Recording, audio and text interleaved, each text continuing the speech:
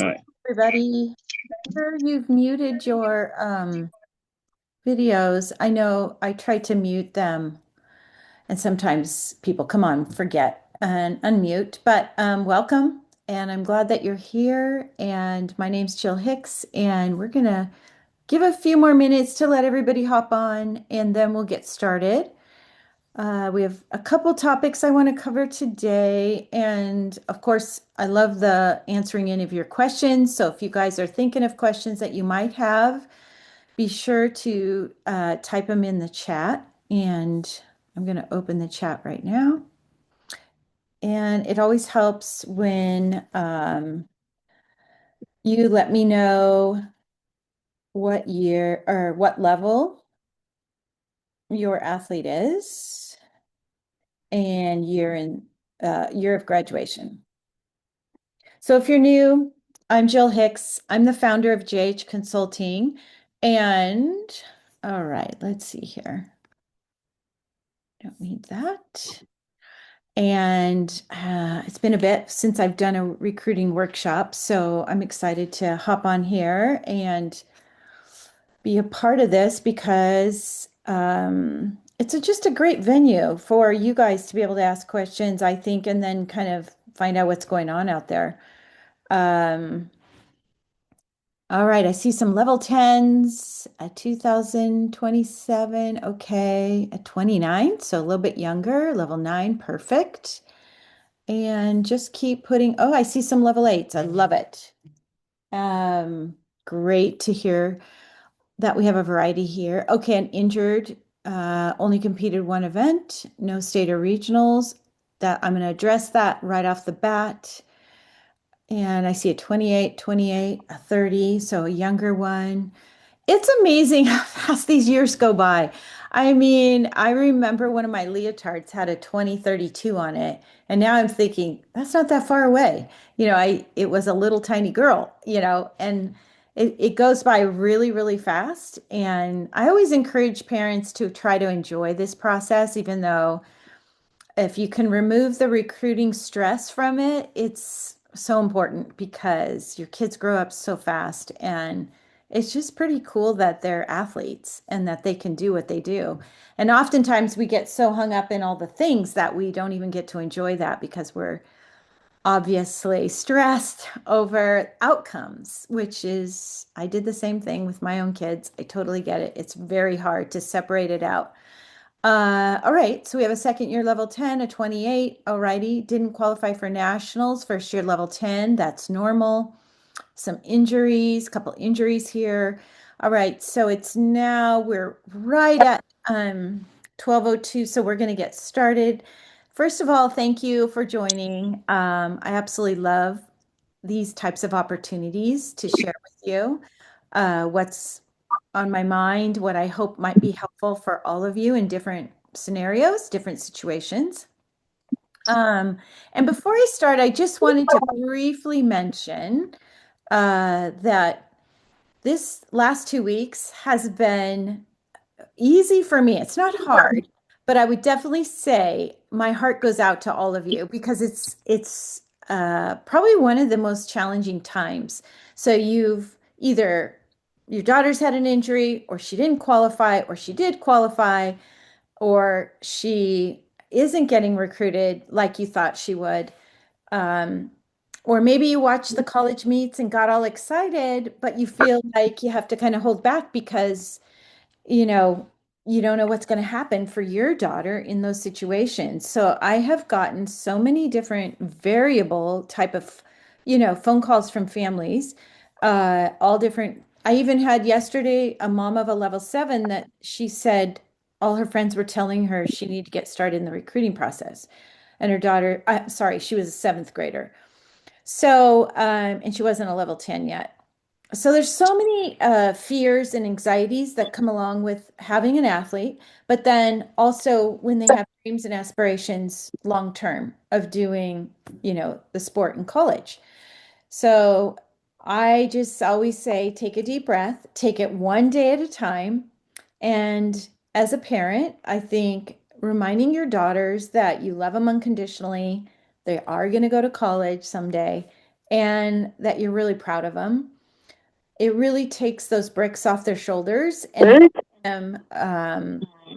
Shirley, I think you're not muted there. There you go. So those things can really help. And girls are not very good at communicating all their fears. A lot of times they don't want to discourage a parent or a coach, is what I find on my sessions. They're people pleasers, and I was one too. And they have to learn how to manage all of that. And so my heart is going out to all of you, no matter what situation you're in. I want you to know it's probably normal. There's when you watch the NCAAs, if you watched, the meet the other day, or have been watching regionals, you see like like a screenshot of what they've been through, these girls. They've often had many ups and downs. So I want to encourage all of you that with what I just said is that you're probably, whatever you're going through, it is normal. However, I think college recruiting is hard, it's competitive, and it's only going to get worse. So having the knowledge is so much power. And um, helping your daughter with doing research and really stepping outside their comfort zone. That's a lot of what the recruiting process looks like. So let's get started today on the main topic, although I have several things that I want to talk about beyond this topic. So I don't know exactly when this is going to go down, but it's obviously happening because so many people are talking about it in all sports, and that is the proposed NCAA eligibility changes. Now, I'm just going to simplify it, which is really all you need. There's probably a whole bunch more to this, but basically, the NCAA is looking at proposals from lawyers, college coaches, listening to parents, and feeling like they need to possibly make a change. I don't believe it's passed. I don't believe um, it is I don't believe it's happened yet, but I think it's happening this week. I think it's happening right now in terms of discussions. So keep that in mind. It could be happening today. It could change by the time I'm done with this recruiting workshop. It could all be, instated to the NCAA rules. We will see. But I want to make you all aware. So, what is the current eligibility system? Currently, every athlete has 4 seasons of competition that they're allowed to have, and they have to do it within a 5-year window. And they're allowed to have red shirts, medical waivers, COVID allowed extra years, and that apparently is all going to go away. So the proposed system is what they're calling 5 for 5. That's the model that they are putting out there. So they would get 5 full years to compete, but the big change is their clock starts when they're 19 years old or high school graduation.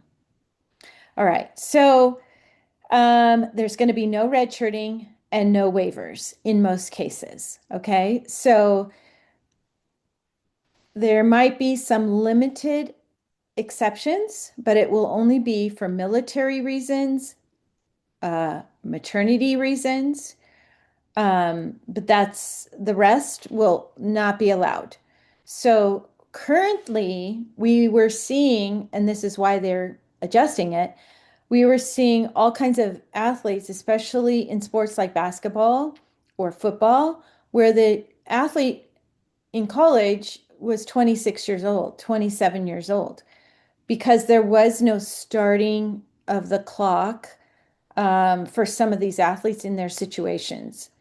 So now the clock start would be 19 or graduation from high school. The other issue they were seeing was parents were re-identifying or reclassifying their athletes so that they'd have a better opportunity to get recruited. So that will stop. And then the other, meaning, so in high school, if they felt like their athlete could benefit from having an extra year of high school so that they didn't get recruited possibly on their normal path of their whatever grade they were in, they would hold them back in school and reclassify them to give them an extra year. So that wouldn't be happening.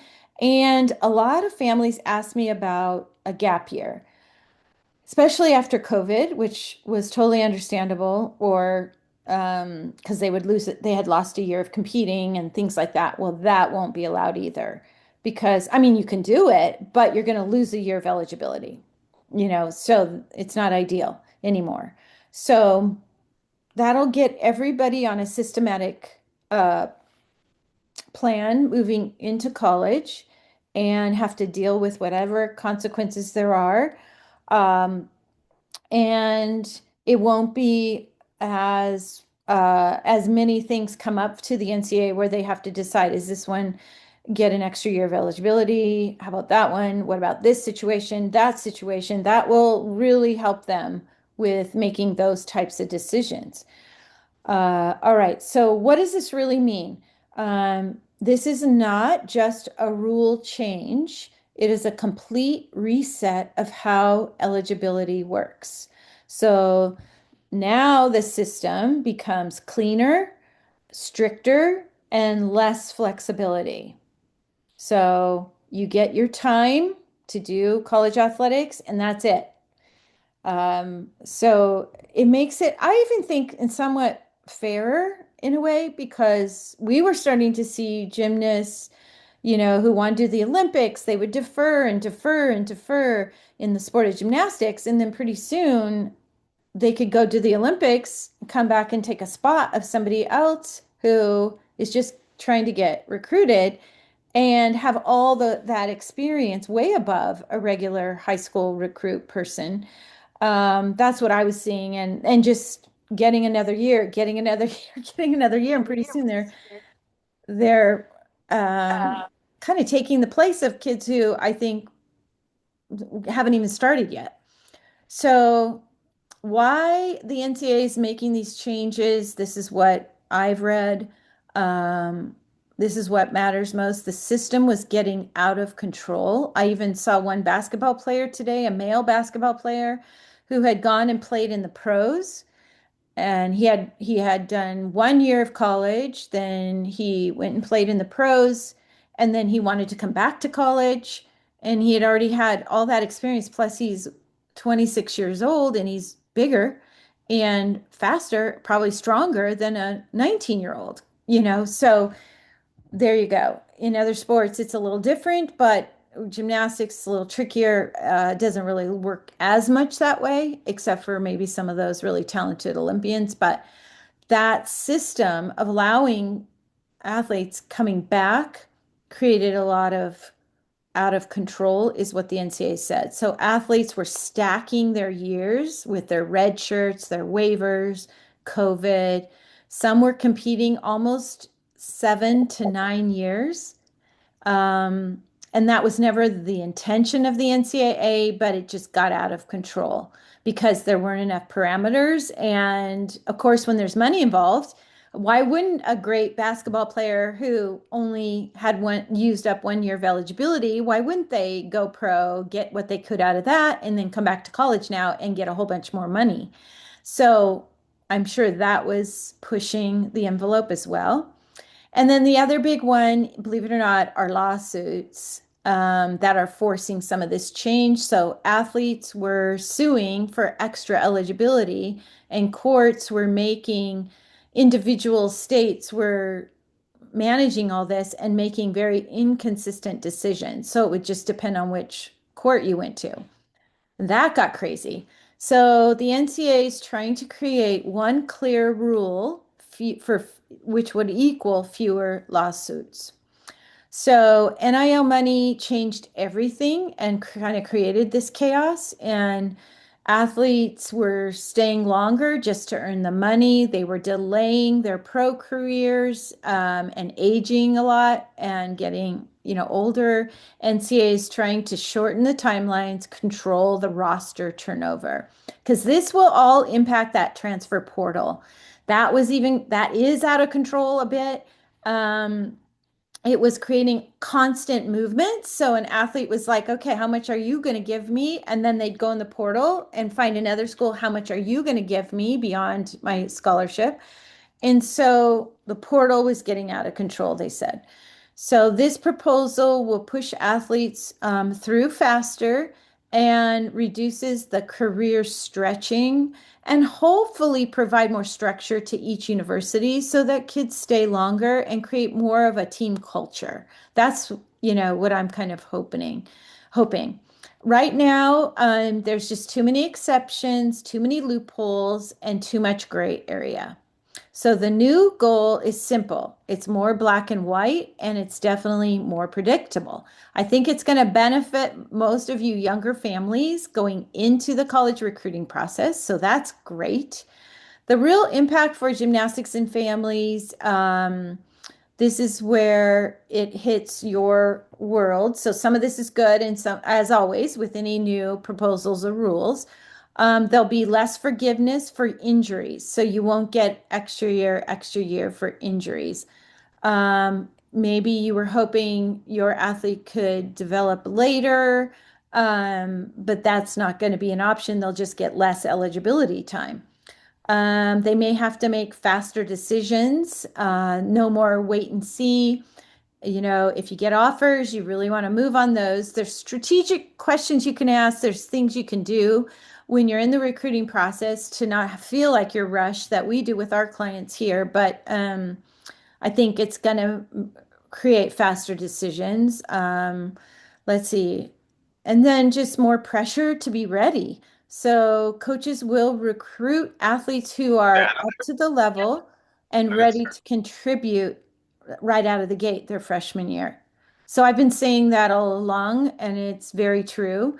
We want any recruit, any of our JH girls that we work with, we are really helping them target the right schools and not just have this big, list, but we really want them to be on a team where they can walk in and potentially get right into the lineup. And there's a lot that's challenging for a parent to figure out. I don't know how you could. I couldn't do it in another sport. There's no way.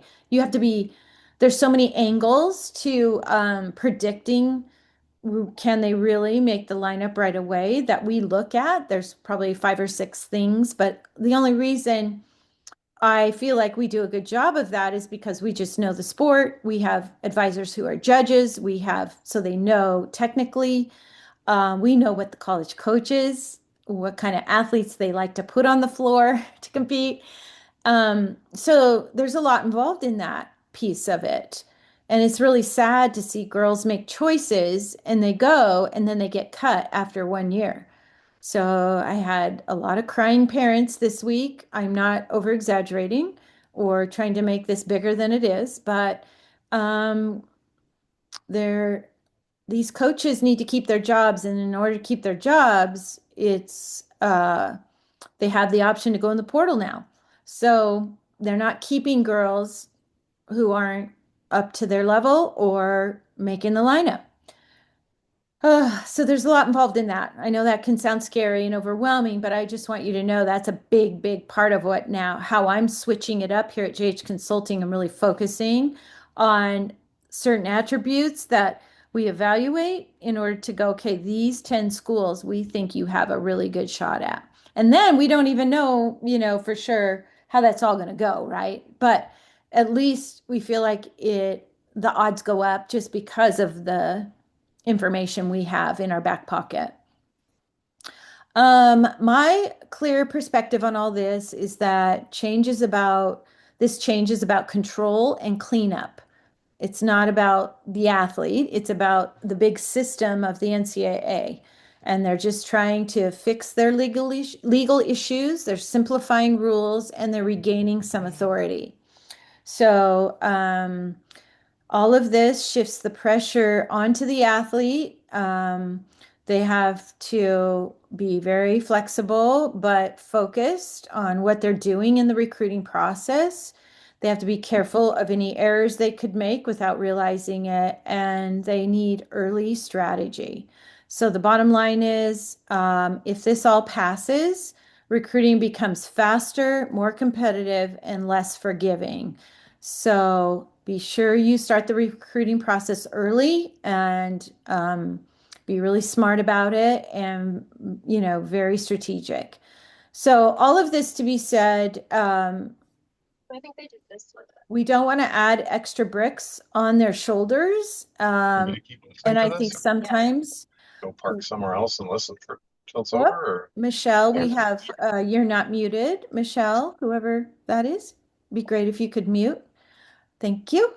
Um, all of that to be said, it's just really important to balance all of this information with obviously not adding more bricks to your athlete's shoulders. And that's another thing that I really work on with my advisors is how do we do that? How do we nurture them, build their confidence, but also be realistic and have to say the things that are hard to get them to the schools that we think are really going to be a good fit.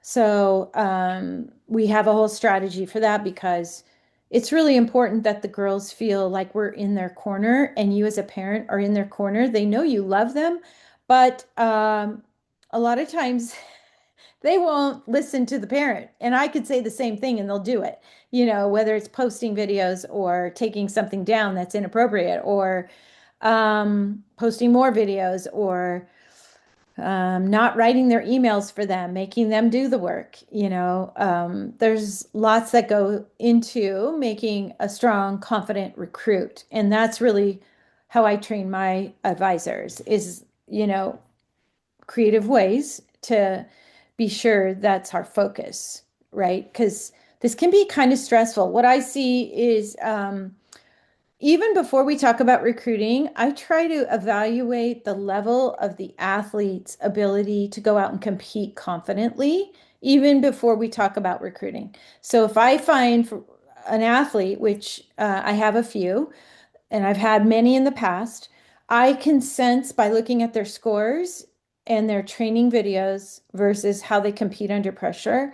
If I add more to that plate, it's not going to be good. So helping them connect with somebody that can help them on with the mental side of competing can be one. And number two, giving them a lot of encouragement. And number three, finding creative, positive ways of having them be in the recruiting process, but not have to be overwhelmed by it. Okay, so there you go. Coming up, we are doing a special that we do once, maybe twice a year. It's coming up in the next month, and it's going to be to prepare the athlete for June 15th. So it definitely helps the 2028s because they have not had phone conversations yet with college coaches, but it's way more than just phone preparing them for phone calls. Um, and but it is part of what we will be advertising in the next month. You'll see a lot of that. So if you feel like, I mean, I just got off a call right before this, a mom said she is shy. My daughter's shy. She's a great athlete, but I don't think she'll do well on a Zoom call or a phone call with a college coach. I said, yep, that's what we do. So if that's you and your family, you might want to consider that. But we also prepare them for how to manage after June 15th because that can be really stressful. So if they get a lot of calls, do they manage that well? But if they don't get very many, do they manage that well? Or what if they get nothing after the first phone call? They don't get any more responses. How do you manage that? So it's a lot more than just woohoo, June 15th's here. Let's say hi on the phone and talk to the college coach. That is a very competitive moment when they talk to the college coach. You're either going to, even if you're a great athlete, you're either going to spur them on to continue conversations with you as an athlete, or they're going to go to somebody else because they have the upper hand at that moment of comparing those phone calls to, other recruits that they're looking at. So we like to spend a good chunk of time on preparing our clients for how to manage that. We like to role play. We give them a list of, questions that we know the college coaches will probably ask, and then they have to answer those on paper, and then they flip the paper over. They can't look at it, and then they have to answer it with us without looking at their answers. So that's probably my favorite session with clients is having fun with that and helping them understand that the questions aren't stupid or they aren't answering improperly, but helping them find ways to really promote themselves in those questions when they answer instead of just saying, oh, yeah, okay, or I'm fine, or I like gymnastics, or these are my routines. All of those kind of answers don't create a conversation. And some of the gymnasts have never had to do this before. So we work really hard with them on helping them know what's okay. I think a lot of times they just feel like, am I supposed to say that? Or is that going to come across weird? Or I don't know how to say this, or pulling out of them strengths besides gymnastics that they can talk about, because that's what college coaches really want too. And then how do you speak on your own behalf without feeling like you're tooting your own horn in a, inappropriate way? Because they always feel like they shouldn't do that. So we go over all kinds of things like that. So you may want to consider JH Consulting just for prep for that. And yeah, so we are here for all of you. And um, injuries, I want to talk about those because I think a lot of parents feel like their athlete did not have the season they were hoping for. And I want you to know that injuries are a part of this whole process. Most girls go through an injury, whether it's little or big, and they get through it in our sport. There's so many athletes that we figure out how to help them. Most of them stop the recruiting process, and that is not what you want them to do. So we have a whole plan for injuries as well. So, all right, let me go back here and see if I can find some of your questions. All right, so here we go. Let's see. We have um lot of injuries here and there, some who are made it to nationals. There's certain things we recommend going to nationals as well, what you should be doing to kind of get on the cutting edge of recruiting. So if you want help with that, you can let us know. But you as a parent cannot talk to college coaches, nor can your athlete. And I know a lot of parents don't realize this and they think they're helping. I went to those for 20 years, nationals, and they're not going there to talk to families, to talk to athletes. They're going there to recruit. And the NCAA rules are you can do a greeting, but you cannot talk to them. So be sure you're aware of that, unless they're seniors. If they're seniors and they're done with the meet, they can talk to college coaches. So you might see some girls talking to college coaches. I don't want to confuse you there. All right. So they think it is the end of the world for recruiting because they did not make it to nationals. It's over. They put so much pressure on them. Yes, and it's not over. It's not over. It's just looking a little different. And there's so much they can do even when they're injured. When will this new rule start? Now that I have not seen. That they said they want to put it into place. The proposal is for fall, this coming fall of 26 is what I've seen. Okay. But that wasn't from the NCAA. It was just whoever's proposing it. Most college programs are 4 years. Do athletes have to stay for 5 years? They do not have to stay for 5 years, but most of the time, if they're loving it and they want to get started in their grad work, or do a double major, you'll see them stay for that 5th year. If the rule goes into effect, will it limit the available spots for incoming freshmen? With the new roster limits and a 5th year, it feels like it will mean less opportunities for incoming. I wouldn't say less, but I would say more competitive. And yeah, some schools will fill up with maybe a 5th year. But right now, I'm telling you, there's a lot of movement. There's a lot of movement. I probably had in the last 24 hours maybe 5 phone calls, some with head coaches on things that are coming down the pipe, some with assistant coaches in college, and then parents and athletes and girls in the portal. There's a lot going on right now. Okay. So, and it creates a lot of movement. When one thing happens over here, it opens doors, you know, into a program that wasn't there before. So, all you can do is stay in your lane and keep reminding your daughter that the best thing she can do is get rest, get healthy, do well in school, and, do her best gymnastics and keep her focused on the things she can control, not the things she can't control. 2 questions. Will existing college athletes automatically get the extra fifth year? So is the potential for that 27, 28 won't have any slots open? I think I just explained that. There's a movement for various reasons. Yep, some will stay for a fifth year, some won't want to. Some will graduate and want to move on to life. So there's nothing set in stone on that. It's just more of parameters that they can't go beyond. So we'll see. I don't know because it's brand new how this will impact. But I've been doing this for over 35 years, and typically when rules come, it just creates movement in a whole different way. But I do believe the recruiting process will get, because of all this, it could get more competitive. That's for sure. Girls being cut from team after first year of being on a team. Yes, that's happening. I had a couple calls, moms in tears. It's very hard. You need to emphasize that your daughter needs to go to a team where she can make the lineup, like freshman year. In the past, I used to encourage girls to go to a program, especially if they were walk-on, that I knew would develop their skills, keep them on the roster, and I knew she was a hard worker and all those kind of things. I'm not really doing much of that anymore, if at all.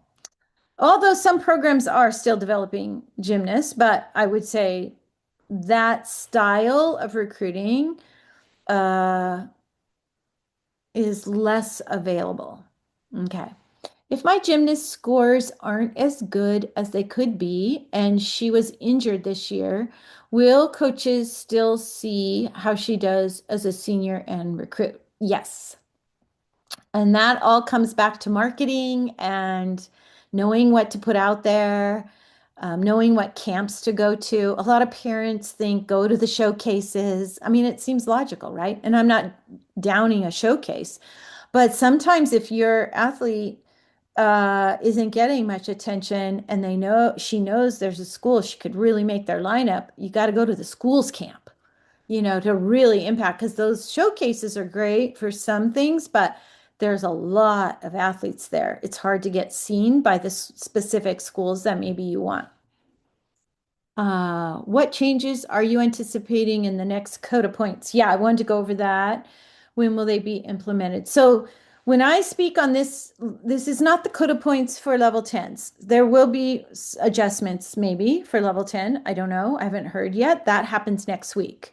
They do a lot of proposals when all the coaches get together next week prior to DP Nationals. They make their proposals, and I think then they vote on them towards the end of summer. But they can usually tell which ones are going to pass and which ones aren't. So I'll keep my ears open on that. But the colleges, same thing. They have not made those decisions. They'll wait till level 10 makes their decisions first. Then they make their own adjustments for college a little later in the summer. The one I'm hearing is girls are going to have a single bar release in college to be up to the level. So right now they don't have to. They can do a shaposh to a bail and still be up to the level. And the college coaches are considering changing that. I know the 2 pass routines on floor is being discussed for should we keep that in college or not? There's pros and cons. And if you watch the NCAAs, you would see quite a few. I mean, the team that won, they all had 2 passes. I mean, KJ's brilliant. and she works the code for college. And she has a whole system in place. So, um, 2027 just competed first year level 10. This is scary. I know first year is scary, but they learn so much. They just need to take a deep breath and use it as I call it an experiential year. Would this impact this rule D2, D3? So D2, D3, eligibility wise, it might be a little bit different. I would assume D2 it would impact, but I don't know about D3. Does a level 9 need to start the process for recruiting if she's still in middle school? We like to start at JH Consulting by ninth grade or level 9. So more, towards their uh, end of their right before the summer before they go into ninth grade because we want to get them to the right camps that summer. So that's a big reason why we like that. And level nines need to go to the right camps for different reasons than maybe level 10 at DP Nationals that won the all around. We would advise it that situation differently. So, yeah, I would say once she finishes ninth grade, or I'm sorry, it would be eighth grade, going into ninth grade that summer. Okay. If the rule gets approved, will this impact incoming class of 27 or more 28s? No, it would start this next fall. So, yes, it will impact, I believe, all athletes who are in college in the fall, this coming fall. Is your service a monthly fee? We have several options, quite a few actually, and you can pay it in pieces. We have a short-term plan that's $600, and you get a 1 hour session plus 3 follow-up 30-minute sessions. So that's really nice if that fits in your budget and you just want a little bit of time with an advisor. And then we have a long-term plan, and that is a full year. And you meet once a month with your advisor, or your athlete does, for a full year. And it's really comprehensive from start to finish. It gets them through um, research and picking the right teams, going to the right summer camps. How did it go? Starting to write emails. Did you get phone calls? Are you going on visits? Here's what you need to say. Here's how you get those visits to move. Here's how you go on visits without being asked on visits. There's so much in a full year that we do with our clients. Can a rising senior talk with college coaches at nationals? Had very little interaction with colleges, need more guidance. So, seniors can talk to college coaches after they compete, but not prior at nationals, is my understanding. But college coaches really don't want to talk to an athlete if they don't know the athlete, usually. It's awkward for them to not know their background and their skills and all that. So we do a lot going into DP Nationals to set those opportunities up with our seniors. Okay. If a gymnast already has a verbal commitment, a 27, can this be taken away because of this rule? If it's verbal, it can be taken away for various reasons. Until something's signed, you know, it can be taken away. For these rules, no, I don't think these rules would take a verbal commitment away for these adjustments, these proposals. No, I don't see that happening. Does your company help get them into certain camps? Do you speak to college coaches directly about them going? Yeah, we talk to college coaches all the time. That's not our premise of the foundation of our company. We want the athlete to represent themselves to the college coaches, but if we see they're doing that and they're working really hard and they need a little bump, obviously we want to help them. Can we get them into camps? We know how to help them get them into camps. Sometimes, I mean, I've never done that. I've never called the college coach and said, "Hey, can you get this girl into camp?" They don't like that. Okay, they want to hear it through the athlete. So we would go that direction and help the athlete know what to say. Okay. What if they're level 8 in ninth grade? It seems like it would be too early for them because the skill level. You're right. Yeah, we like to wait till level 9. Would she always just be too behind? No, girls get recruited their senior year, so she still has time. Any advice for level 9 nationals, eighth grade do's and don'ts? The biggest do I can say is to remind your daughter that college coaches do go to level 9 nationals and they are watching for way more than their skills. Okay. They are watching, do they cheer on their teammates? How do they respond to their parent? How do they respond to their club coach? There's so much more. All right. But basically, all you need to say to them is look, you've had a great season, you've qualified to nationals. Don't make it any bigger than it is and do what you do in practice. And we'll be here to video and we will be so happy for you. If you start talking about all the other stuff, it just gets overwhelming. Okay. When going to a camp into senior year, is it appropriate to ask to sit down and talk with the coach? So that I would have to evaluate depending on their level. Are they truly at the level of the school? And have they already tried to reach out to the coach? And how has that gone? So I would evaluate all that before I would advise them to ask for a meeting because the coaches are super busy at camps.